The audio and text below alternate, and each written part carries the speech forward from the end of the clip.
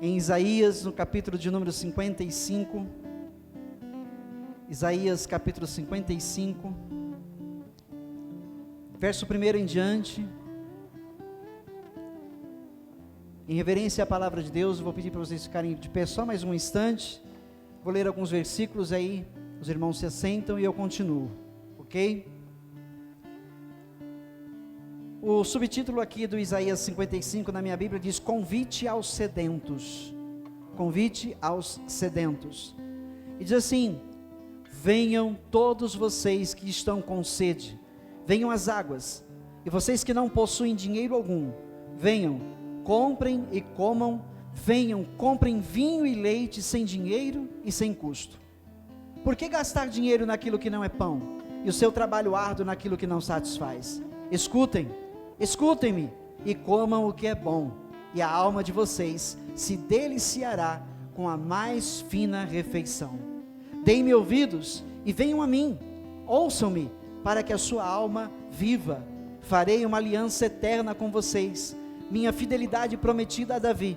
Vejam, eu o fiz uma testemunha aos povos, um líder e governante dos povos. Com certeza você convocará nações que você não conhece, falando de Jesus, e nações que não o conhecem se apressarão até você, por causa do Senhor, o seu Deus, o Santo de Israel, pois ele lhe concedeu esplendor. E o verso aqui 6, busquem o Senhor, enquanto é possível achá-lo, clamem por ele, enquanto está perto. Pode tomar o seu assento agora. Busquem o Senhor enquanto é possível achá-lo, clamem por ele enquanto está perto. Que o ímpio abandone o seu caminho, e o homem mau os seus pensamentos. Deus dando oportunidade de arrependimento ao homem. Volte-se ele para o Senhor, que tenha misericórdia dele. Volte-se para o nosso Deus, pois ele dá de bom grado o seu perdão. Pois os meus pensamentos não são os pensamentos de vocês, nem os seus caminhos são os meus caminhos, declara o Senhor. Assim como os céus são mais altos do que a terra, também os meus caminhos são mais altos do que os seus caminhos, e os meus pensamentos mais altos do que os seus pensamentos. Assim como a chuva e a neve descem dos céus e não voltam para eles sem regarem a terra e fazerem-na brotar e florescer, para ela produzir semente para o semeador e pão para o que come, assim também ocorre com a palavra que sai da minha boca. Ela não voltará para mim vazia, mas fará o que desejo e atingirá o propósito para o qual a enviei. Até aqui a palavra de Deus. Até aqui. Aqui nós vemos uma declaração de vida para aqueles que creem em Deus, para aqueles que creem em Jesus. Ele diz: quem está sedento, venha às águas. Quem está com sede, venham às águas. Bebam de graça. Bebam de graça. Em João 4:14, começando aqui no Isaías, já nesse primeiro verso, João 4:14, nós vamos ver que a palavra da qual Yahvé está falando a Israel é o próprio Jesus Cristo. Nós vamos ver que o Pai está declarando o Filho a Israel, está declarando o Filho ao povo dessa terra. Em João 4, no verso 14, Jesus diz assim: mas quem beber da água que eu lhe der, nunca mais terá sede. Ao contrário, a água que eu lhe der se tornará nele uma fonte de água a jorrar para a vida eterna. Eterna. Irmãos, me vem à mente uma ilustração, para a gente entender a água, né? O corpo humano precisa da água constantemente, né? Precisa de água constantemente, ou seja, diariamente. É dito que o ser humano precisa tomar pelo menos 2 litros de água por dia, para se manter bem hidratado, ainda mais agora com o calor que vem chegando, né? Precisam beber bastante água, porque a água mantém o corpo hidratado, mantém os rins filtrando, mantém os rins em funcionamento. Todo o corpo, todo o organismo humano precisa de água constante, diariamente. Temos que tomar bastante água. Já fica a dica aí, né? Alguns de nós tomam pouca água durante o dia. Precisamos tomar bastante água, porque a água produz a saúde física dos nossos corpos. Então, pegando do corpo humano, quando Jesus diz que aquele que beber desta água, a água que ele dá, jamais voltará a ter sede. Uma vez que conheceu a Cristo, uma vez que ele se revelou a nós, uma vez que a sua palavra nos convenceu, nos levou a crer, uma vez que seu Espírito passou a habitar em nós, esta água está constantemente jorrando em nossas vidas para a vida eterna.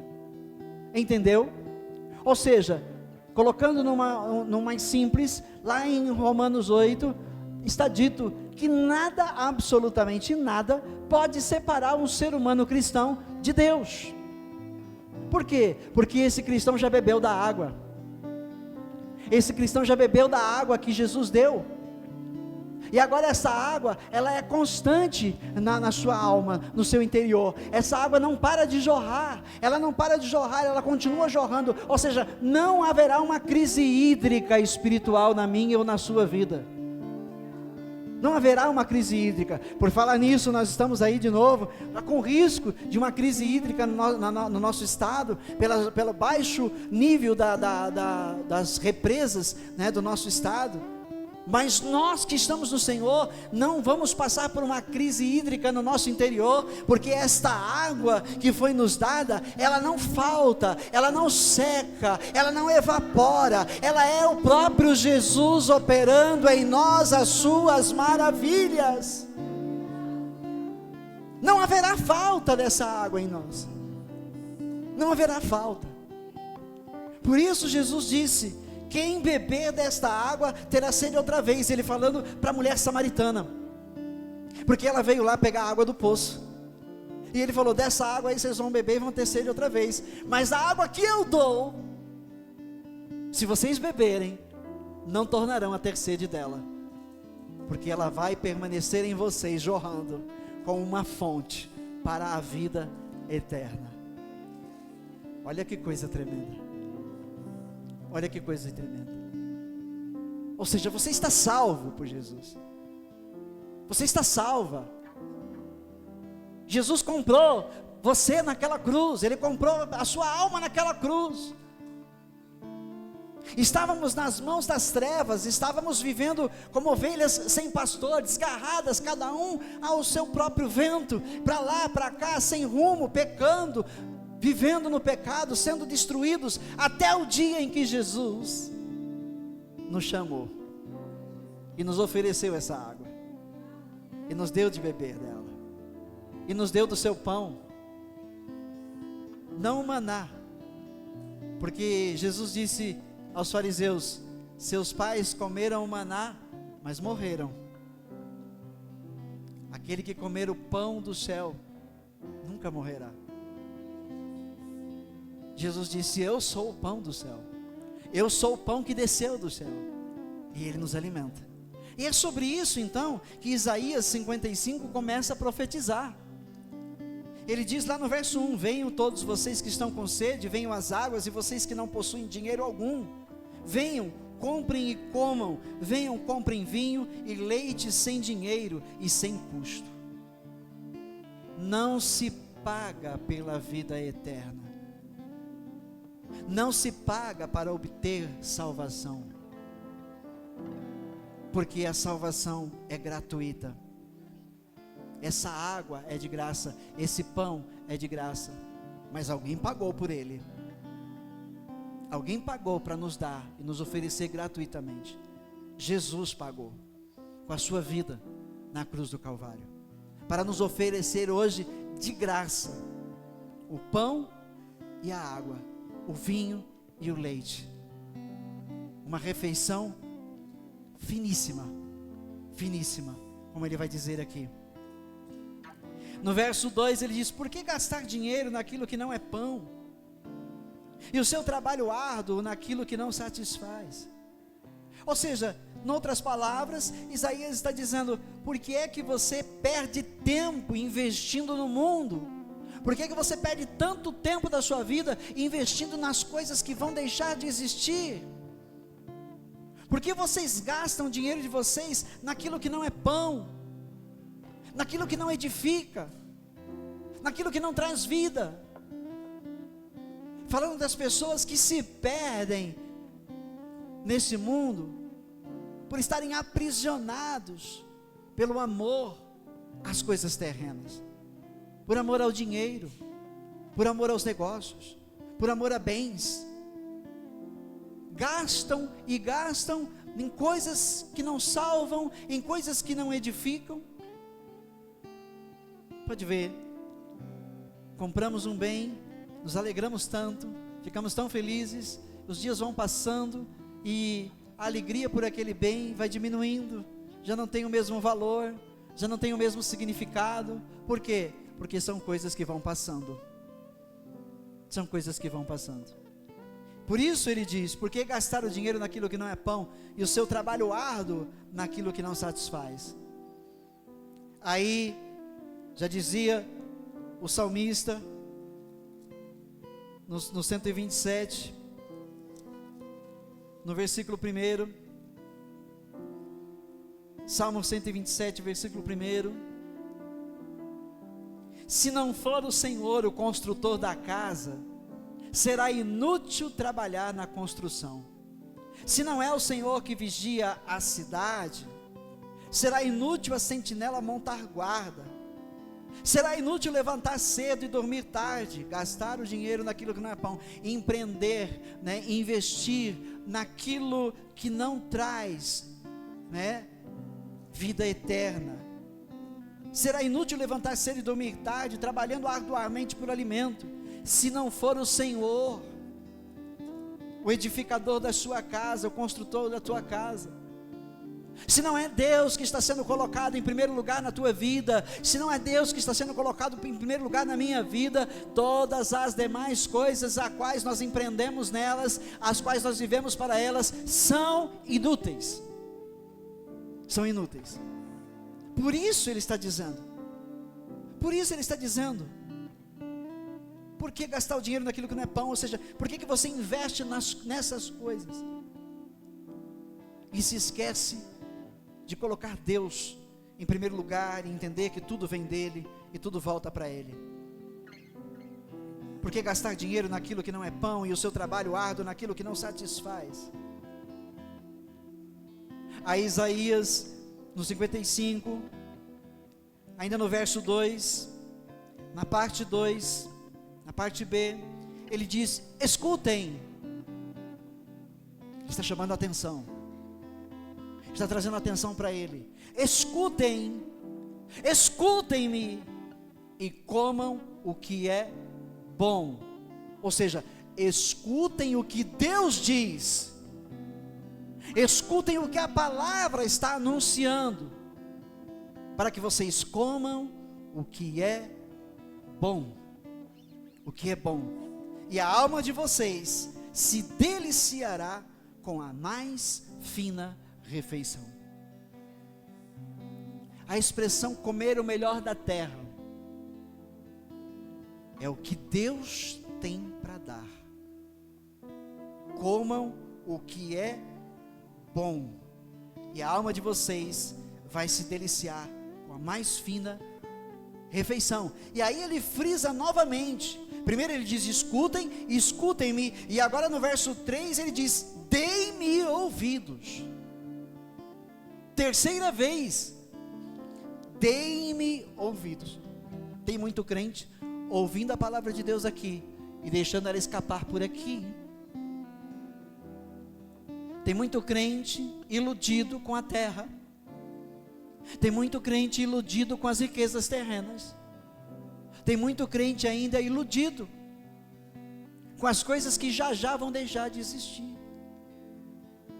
Por isso Deus chama a atenção uma, chama a duas, chama a três: deem-me ouvidos e venham a mim. Venham a mim. Olha de novo, ouçam-me. Quantas vezes Deus está falando nessa palavra para a gente ouvir Ele, para a gente o escutar? Ouçam-me, para que sua alma viva, para que a sua alma viva eternamente. Porque aqueles que rejeitarem ouvir, aqueles que taparem os ouvidos para não ouvir, aqueles que não derem crédito ao chamamento de Deus, suas almas não viverão, mas morrerão. Diz em Apocalipse, capítulo 19, que aqueles que não foram encontrados os seus nomes no livro da vida, foram condenados e lançados num lugar chamado lago de fogo e enxofre. E aí está dito: esta é a segunda morte. É a segunda morte, ou seja, as almas não viverão dos que rejeitarem a Cristo, mas os que derem ouvidos, os que forem a Ele, os que se arrependerem, aos que se apegarem à sua palavra, se santificarem, Ele está dito: a sua alma viverá.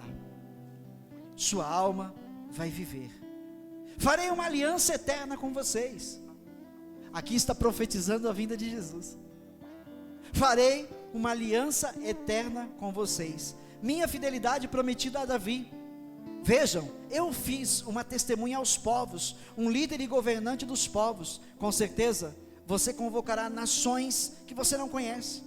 E nações que não o conhecem vão vir até você, se apressarão até você, até Cristo, por causa do Senhor, o seu Deus, o Santo de Israel, pois Ele lhe concedeu esplendor. Busquem ao Senhor, enquanto Ele se deixa ser encontrado. O Senhor só poderá ser achado enquanto Ele quiser ser achado, porque quando Ele não quiser mais ser encontrado, nenhum ser humano mais o encontrará, nem se buscá-lo na igreja, nem se buscá-lo através da Bíblia, não o encontrará. Busquem a Deus enquanto é tempo, enquanto há tempo, enquanto Ele está se deixando ser achado por nós. Ou seja, Ele nos quer em intimidade. Ele quer seus filhos com intimidade. Ele quer que nós o conheçamos. Ele quer que nós nos acheguemos a Ele. Ele quer se achegar a nós. Mas para que isso aconteça, nós precisamos ouvir, nós precisamos dar ouvidos, nós precisamos entender sua vontade para praticá-la, nos santificar, buscarmos viver pela esperança de sua volta, de seu retorno. Mas tem muito crente que não aguarda a volta de Cristo. Tem muito crente vivendo esse mundo. Tem muito crente ainda que só pensa nas coisas terrenas. Tem muito crente que só pensa em se dar bem no dia de amanhã. Tem muito crente que só pensa em comprar, em investir, em ter, em alcançar, em ser visto, em ser reconhecido. Tem muito crente ainda que está com a mente totalmente na vida carnal, quando sua mente deveria estar no céu, quando a sua mente deveria estar nas coisas de Deus, quando a sua mente deveria estar na esperança do retorno do Salvador, quando Ele deveria estar dizendo: Maranata, ora vem, Senhor Jesus. Ora vem, Senhor Jesus. Nos tempos primórdios da nossa fé cristã, a igreja primitiva já clamava Maranata. A igreja primitiva já clamava Maranata. Paulo já clamava Maranata. Nós estamos na escola bíblica, agora aos domingos, pela manhã, na primeira carta aos Coríntios. E nós vimos lá, hoje pela manhã, na primeira carta aos Coríntios, Paulo falando com uma igreja problemática, falando com uma igreja que vive com muitos problemas ainda, porque ainda são muito carnais. Mas Paulo tem uma visão dessa igreja espiritual. Paulo tem uma visão dessa igreja totalmente espiritual. Em 1 Coríntios 1, do 10 ao 31, Paulo vai declarar que ele está sabendo dos problemas que essa igreja está vivendo, porque eles ainda são carnais, eles ainda não são espirituais, ou seja, a mente deles ainda é terrena, a mente deles ainda está na terra. Porém, Paulo tem uma visão espiritual dessa igreja, e ele sabe no seu íntimo, ele conhece o Deus a quem ele serve, e ele sabe que essa igreja em algum momento, ela vai produzir os frutos para a glória de Deus. Ele sabe que essa igreja, ela vai crescer espiritualmente, porque senão ele não se endereçaria sua carta a ela desta maneira, no capítulo 1, no verso 2, a igreja de Deus que está em Corinto, aos santificados em Cristo Jesus, e chamados para serem santos, juntamente com todos os que em toda parte invocam o nome do nosso Senhor Jesus Cristo, Senhor deles e nosso. E ele diz no verso 3 do capítulo 1 de 1 Coríntios: a vocês graça e paz da parte de Deus nosso Pai e do Senhor Jesus Cristo. Paulo sabe de uma igreja carnal, ele sabe que ela ainda é uma igreja carnal, mas ele também sabe que aquele que começou a boa obra nela, ele há de terminá-la. Sua carta, nela ele diz isso. Ele termina dizendo lá, Maranata, nesse capítulo. Vem, Senhor Jesus. Então a Bíblia está nos chamando. Veja que o trabalho de Deus em nosso meio é nos chamar. Paulo diz a Corinto, essa igreja, que não falta nada para eles. Nenhum dom espiritual falta para eles. Eles são enriquecidos em tudo. Espiritual. Enriquecidos em tudo. Nada falta. E da mesma maneira, na igreja dos dias atuais, nada nos falta. Ei, tudo que você precisa, você tem. Ei, tudo que eu preciso, tudo que nós precisamos, nós temos. Nós temos. Nós temos um Deus conosco. Nós temos seu Espírito habitando em nossas vidas. Nós temos um intercessor, um mediador chamado Jesus Cristo, nosso advogado. Nós temos um Deus que nos fez uma promessa de jamais nos abandonar. Nós temos um Deus que disse que estará conosco até o findar dos séculos. Nós temos um Deus que nos dá o direito a orar a Ele e a pedir a Ele, e sua resposta virá. Tudo aquilo que vocês orarem crendo receberão. Tudo aquilo que vocês orarem em conformidade com a vontade de Deus, vocês vão receber. Não nos falta nada. Somente deem ouvidos ao que Ele diz à igreja. Deem ouvidos. Dar ouvidos, o que isso significa? Significa somente ouvir? Não, é ouvir e dar ouvidos. Ouvir e dar ouvidos. Dar ouvidos é o mesmo que praticar o que se ouviu. Viver o que se ouviu, o que se ouve de sua palavra. Entendeu? Aleluia. Quantos de nós estamos dando ouvidos? Quantos de nós temos dado ouvidos? Quantos de nós estamos praticando o que Ele nos tem ensinado? Se assim temos feito, certamente já estamos aprovados. certamente somos possuidores da vida eterna,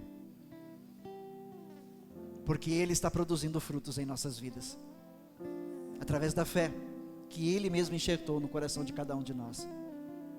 Irmãos, não é tempo mais de perder tempo, não é tempo mais de você se entregar a desejos carnais, não é tempo mais de nós nos apegarmos a este mundo, não é tempo mais de nós colocarmos o nosso coração, a nossa mente nas coisas dessa terra. Se o Senhor não edificar a casa, em vão trabalham aqueles que a edificam. Se não é o Senhor o construtor da sua casa, você está trabalhando em vão. O nosso trabalho só é, bem sucedido se Deus é o construtor da nossa casa, se o Senhor é o construtor da nossa casa, se Ele que governa a nossa casa, se é Ele quem governa nosso ser, se estamos nele, se vivemos para Ele, todas as demais coisas que nós fazemos nesse mundo vai haver significado. É digno trabalharmos, termos o nosso salário, temos onde morar, o que vestir, mas tudo isso vem dEle. Precisamos reconhecer isso. Tudo isso vem dEle.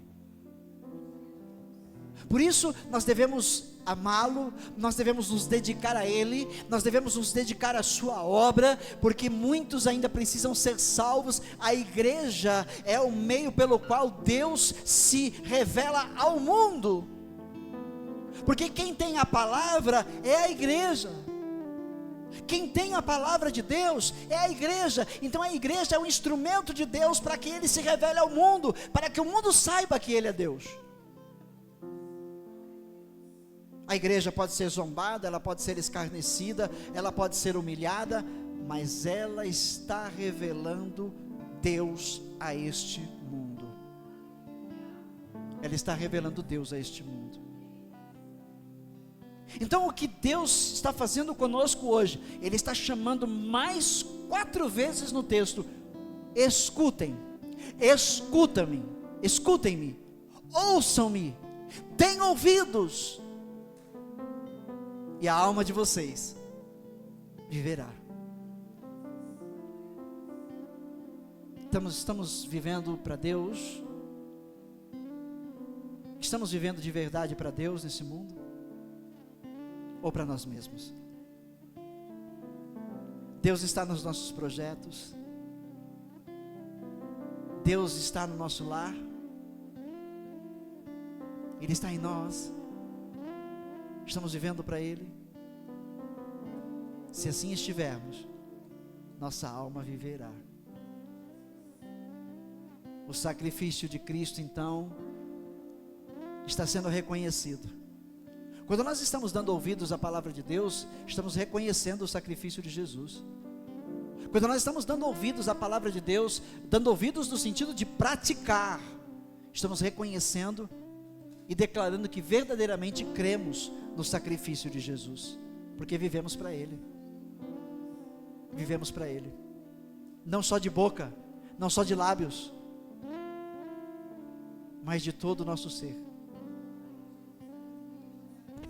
Da boca para fora não significa muita coisa, mas se todo o nosso ser estiver em Cristo, então as palavras que saem da nossa boca são verdade e agradam a Deus. Agradam a Deus. Compreendeu, igreja? Compreendeu? Aleluia. Voltando a Isaías 55,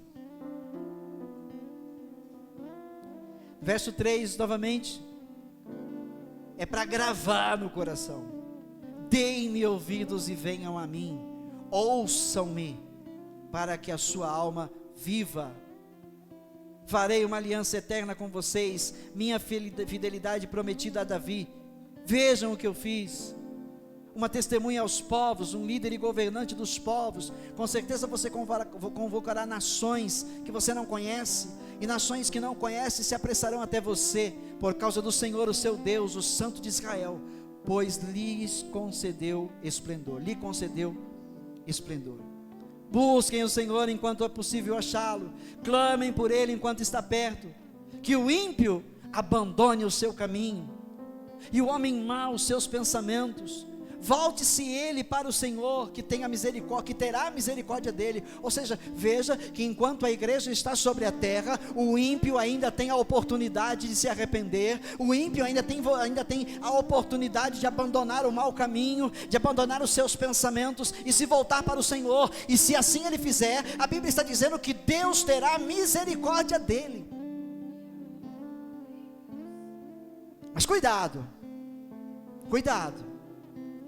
porque em Ezequiel também está dito no capítulo 18, que se o justo se desviar dos caminhos de justiça e voltar, aos caminhos maus, todo o bem que ele tiver vivido até ali não será lembrado pelo Senhor, será julgado pelo mal que fez.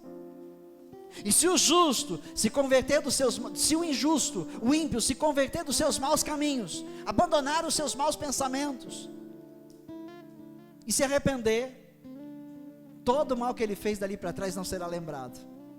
Ele estará justificado pelo sangue de Cristo na cruz do Calvário. Então nós temos aí uma palavra nos alertando que nós, os que já fomos comprados pelo sangue de Jesus, nós, que temos já o nosso nome no livro da vida, precisamos permanecer no caminho da justiça, precisamos continuar no caminho do bem, fazendo bem, amando o próximo, amando o irmão em Cristo, e até seus inimigos, orando por eles,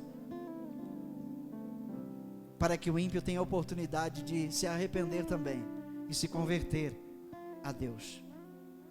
Volte-se ele, o ímpio, para o Senhor, que terá misericórdia dele. Volte-se para o nosso Deus, pois Ele dá de bom grado o seu perdão. De bom grado, ou seja, veja que Deus tem prazer em perdoar. Deus tem prazer em perdoar. Ele não se alegra com a morte dos ímpios. Antes o seu prazer está em perdoar. Então Ele chama nos quatro cantos da terra o homem ao arrependimento. Bem-aventurados são aqueles que se arrependem, porque são salvos por Deus.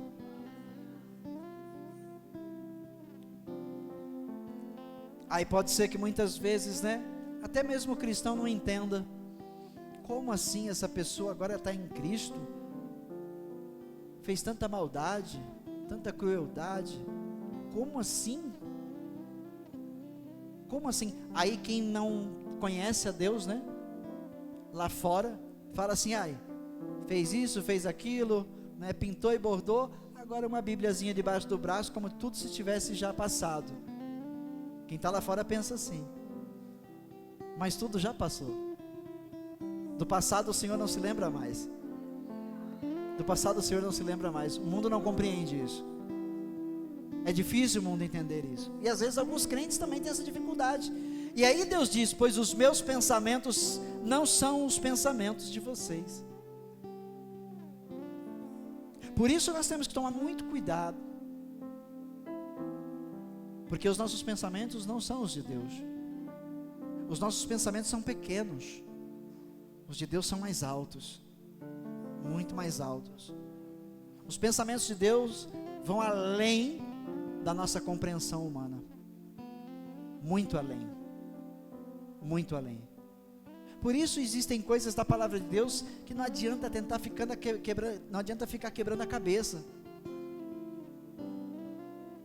Deus é justiça, Ele é justo, Ele é o Deus de amor, Ele é o Deus de paz, Ele é o Deus da reconciliação.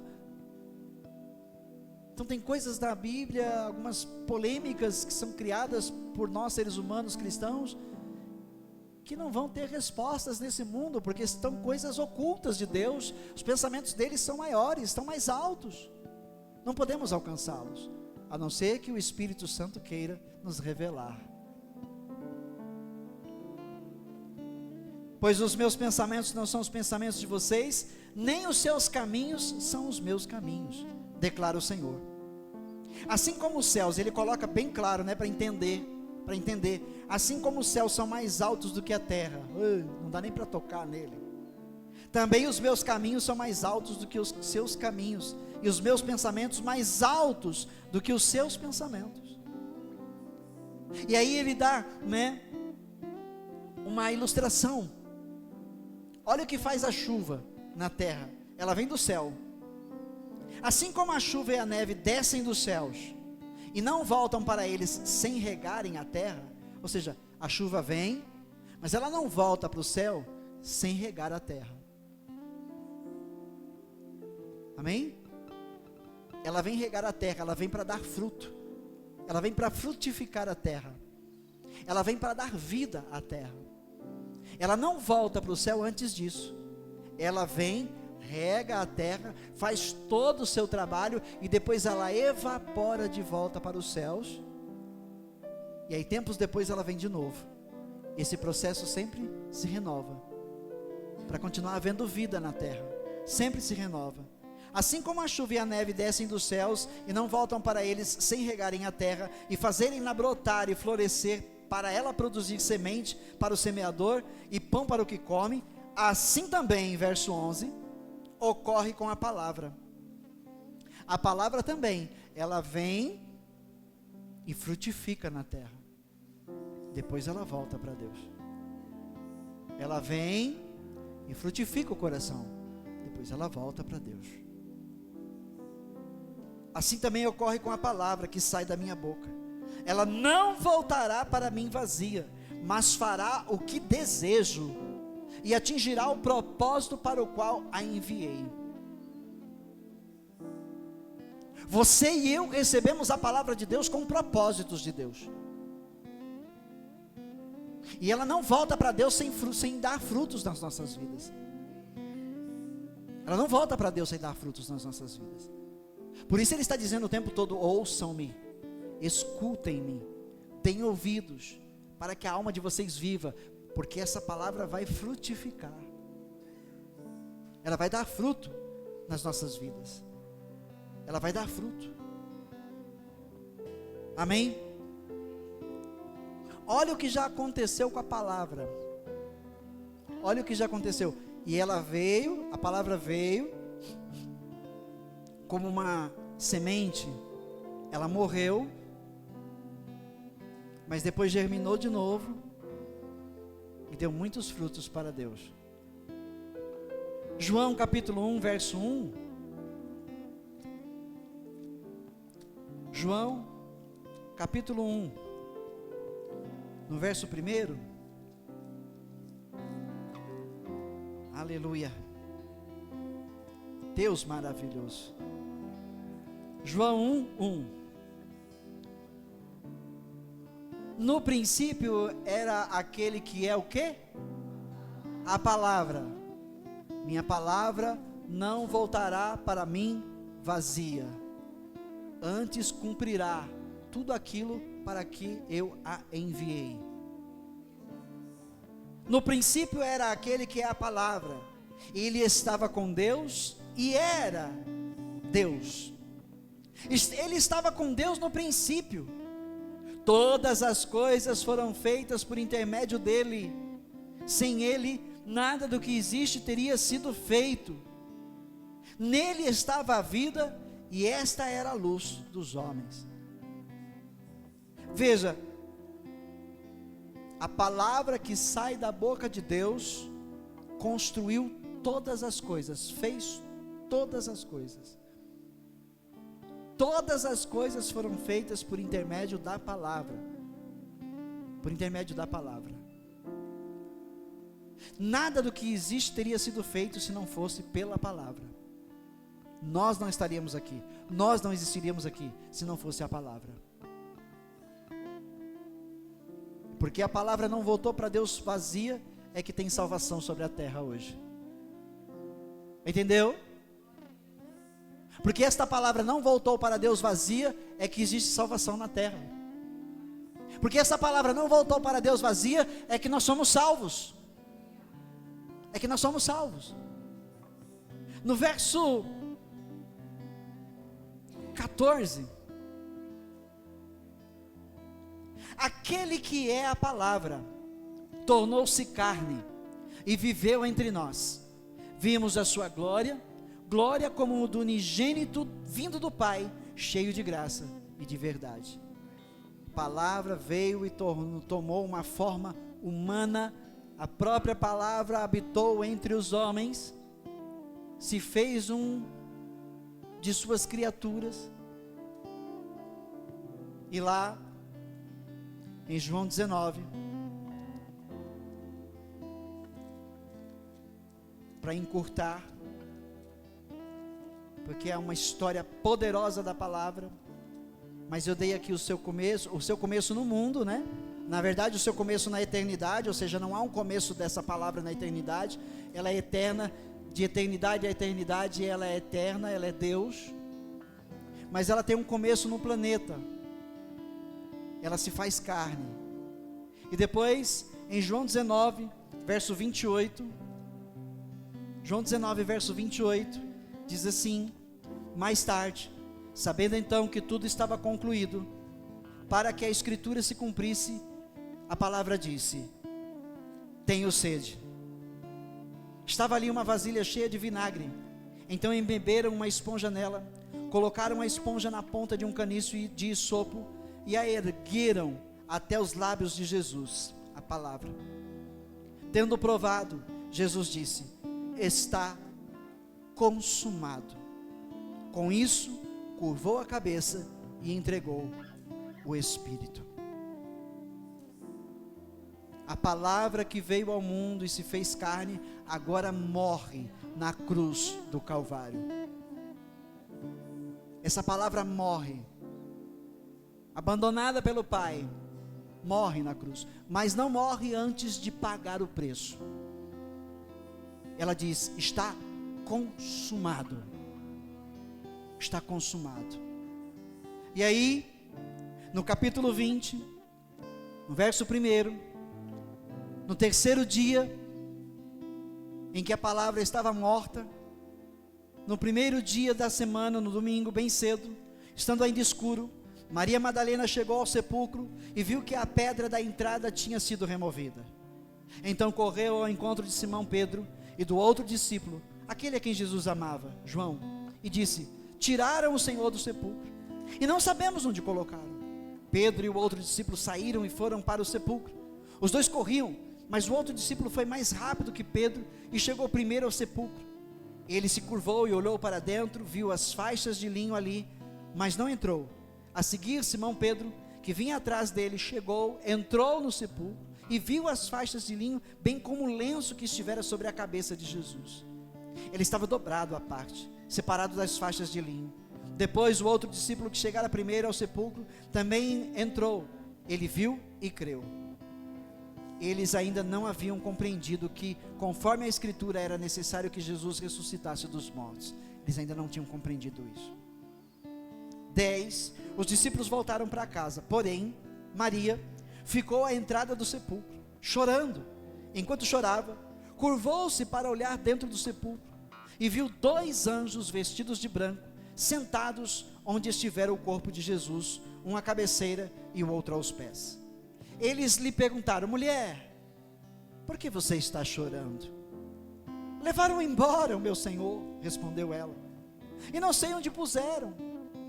Nisso ela se voltou e viu Jesus ali em pé, mas não o reconheceu. Disse ele: mulher, por que está chorando? Quem você está procurando? Pensando que fosse o jardineiro, ela disse: se o Senhor o levou embora, diga-me onde o colocou e eu o levarei. E a palavra então diz: Maria. Então, voltando-se para ele, Maria exclamou em aramaico: Rabone, que significa mestre. Jesus disse, a palavra falou para ela: não me segure, pois ainda não voltei para o Pai.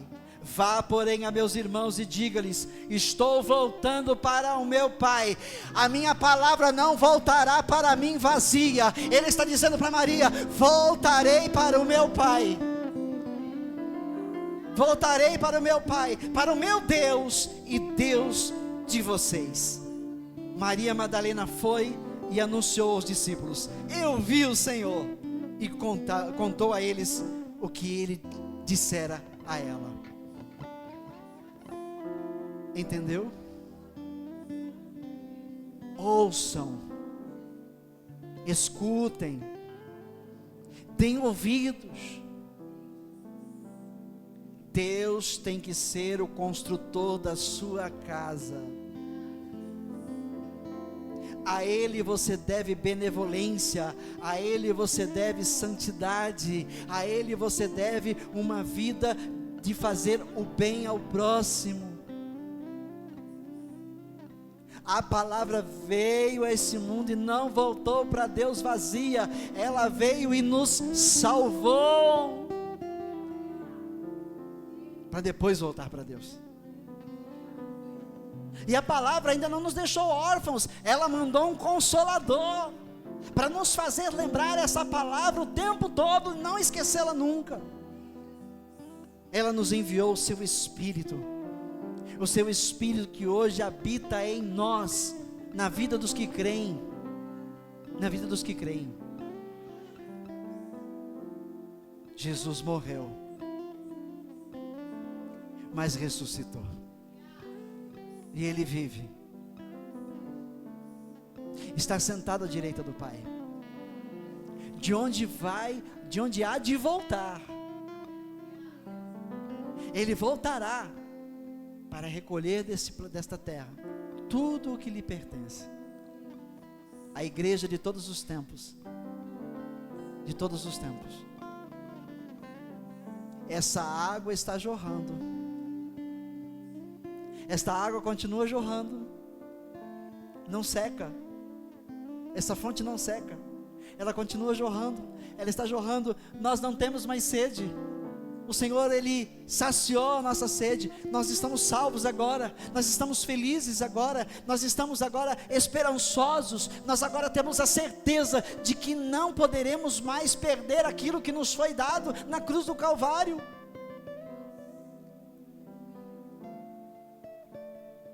Apocalipse 21:6. Apocalipse 21, verso 6. Aleluia, aleluia. 21, verso 6. Disse-me ainda: está feito, concluído. Eu sou o Alfa e o Ômega, o princípio e o fim. A quem tiver sede, darei de beber gratuitamente da fonte da água da vida.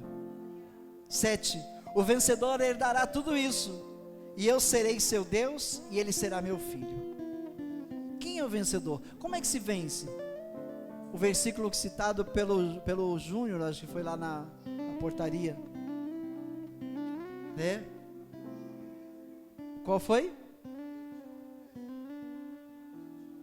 Mateus 24:13. Quem são os vencedores de Mateus 24:13? Pois lá? Mateus 24, verso 13. Mas aquele que perseverar até o fim será salvo. Aquele que não desistir de Jesus, aquele que jamais desistir de Jesus, ou seja, ele vai até o fim com Jesus. Este é o salvo. Temos salvos aqui essa noite, não? Temos salvos aqui essa noite? Aleluia. Fomos chamados para perseverar, fomos chamados para ir até o fim. Não foi dito para nós que seria fácil, ou foi? Alguns até dizem por aí que é fácil. Pare de sofrer, alguns dizem. Venha sofrer, porque quem está em Cristo é odiado no mundo, passa por perseguições no mundo, é injustiçado muitas vezes no mundo, mas se perseverar até o fim é porque é salvo. E eu sei que você e eu vamos perseverar, e no grande dia estaremos lá, numa grande e suntuosa festa, as bodas do Cordeiro de Deus. que tirou o pecado das nossas vidas. Estaremos lá participando, exaltando e glorificando o seu nome. A alegria não se apartará nunca mais do nosso coração, nunca mais. Não haverá mais tristeza, nem dor, nem morte, porque a morte terá sido tragada pela vida. Aleluia, amém? Glória a Deus, igreja. Ouçam o que o Espírito Santo está dizendo a você. Dê ouvidos. Viva a sua vida para Cristo. Viva a sua vida na esperança da eterna. Viva a sua vida na esperança do retorno de Jesus. Sempre que lembrar no dia, nas suas orações, diga: Maranata, ora vem, Senhor Jesus. Não nos esqueçamos disso. Que Deus abençoe. Aplaude a Jesus.